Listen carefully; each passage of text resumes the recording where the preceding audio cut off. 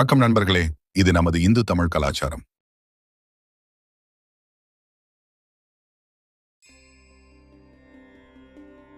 ஒரு ஊர்ல ஒரு நெசவாளி மற்றும் தச்சன் இருவரும் நண்பர்களாக இருந்தார்கள். ஒரு நாள் அவர்கள் ஊர் நகர் வலம் வந்து கொண்டிருந்த போது அந்த ஊர் ராஜாவின் மகளை, அதாவது அந்த நாட்டின் இளவரசியை பார்க்கிறார்கள். அப்பொழுது அவளது பேரழகில் அந்த நெசவாளர் காதல் மயக்கம் கொண்டான். பின்பு வீடு திரும்பினர். 2 நாட்களாக அந்த நெசவாளர் நண்பன் தச்சன் நண்பனை பார்க்க வரவில்லை. என்ன நடக்கிறது என்று பார்க்கலாம் என்று அவனது வீட்டுக்கே சென்று அவரது நண்பர் பார்க்கிறார். அப்பொழுது அந்த நெசவாளர் மிகுந்த ஜுரத்துடன் படுக்கையில் உறங்கிக் கொண்டிருந்தார். என்னாச்சு, ஏன் 2 நாட்களாக என்னை பார்க்க வரவில்லை என்று கேட்டார். அதற்கு அவன் சொன்னான், நாம் அன்றைக்கு நகர்வலம் சென்றபோது நமது நாட்டின் இளவரசி பார்த்தோம் அல்லவா? ஆமாம். அதற்கு என்ன இப்போ?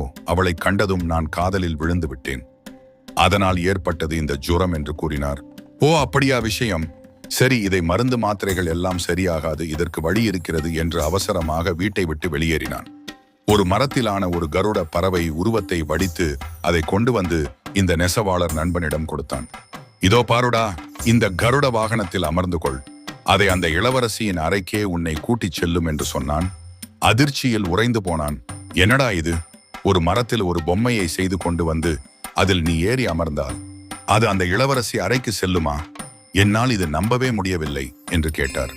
அடே, எனக்கு சாஸ்திரங்கள் அனைத்தும் தெரியும். நான் சொல்வதை கேள். இதில் ஏறி அமர்ந்து கொள்.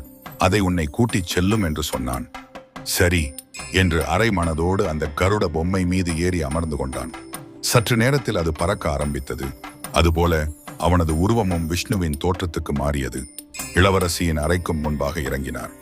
இளவரசி கண்டு அதிர்ச்சி அடைந்தால், என்னது விஷ்ணு பகவானே, நம்மளை நேரில் பார்க்க வந்திருக்கிறாரா? என்ன விசித்திரம் என்று யோசித்துக் கொண்டே அந்த நெசவாளரை உபசரித்தார்.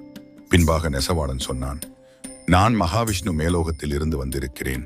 நீ எனது துணைவியார் மகாலட்சுமி தேவி. நீ தவறுதலாக இந்த படைப்பின் மூலம் இங்கு வந்து பிறந்து விட்டாய். அதனால் நீ இப்பவே என்னுடன் வா, நான் உன்னை மேல் அழைத்து செல்கிறேன் என்று சொன்னான். அவளும் அதற்கு ஒப்புக்கொண்டால் இந்த விஷயம் அந்த ஊர் அரசருக்கு தெரிய வந்தது. மிகவும் கடுமையான கோபம் கொண்டு தனது அரண்மனைக்குள் ஒரு நபர் நுழைந்து விட்டானா என்று தனது மகாராணியிடம் கடும் சினம் கொண்டு விசாரித்தான். அப்பொழுது மகாராணி சொன்னால், வந்திருப்பது மகாவிஷ்ணு, இதை நாம் பயன்படுத்திக் கொள்ளலாம் என்று ஒரு யோசனை சொன்னார். அந்த நாட்டில் சுற்றியுள்ள மற்ற அரசர்களிடம் என்றைக்குமே ஒரு போட்டி இருக்குமே, அதுபோல் அந்த அரசருக்கும் இருந்தது. உடனே போர் அறிவித்தால் நாம் தான் வெற்றி பெறுவோம் என்று முடிவு செய்து சுற்றியுள்ள அனைத்து மன்னர்களுக்கும் போர் அறிவிப்பை அனுப்பினார்.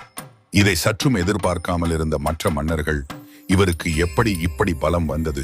இதில் ஏதோ ஒன்று நடந்திருக்கின்றது என்று விசாரித்தார்கள். இளவரசி அந்த நெசவாளரிடம், நீங்கள் எனக்காகவும் என் தந்தைக்காகவும் இந்த போரில் கலந்து வெற்றி கொள்ள வேண்டும். இது எனது ஆசை என்று முன்வைத்தாள். போர் என்றால் என்னவென்றே தெரியாமல் இருக்கும் நெசவாளனும் தன் மனைவிக்காகவும் தன் மாமனாருக்காகவும் போருக்கு ஒத்துக்கொள்கிறான். அதற்குள் இந்த செய்தி மேலோகத்தில் உள்ள வைகுண்டம் வரை எட்டியது. வைகுண்டத்தில் மகாலட்சுமி பெருமாளே, என்ன இது? பூலோகத்தில் உங்களைப் போல ஒருத்தன் நான் தான் மகாவிஷ்ணு என்று ஊருக்குள் சொல்லிக் கொண்டிருக்கின்றான்.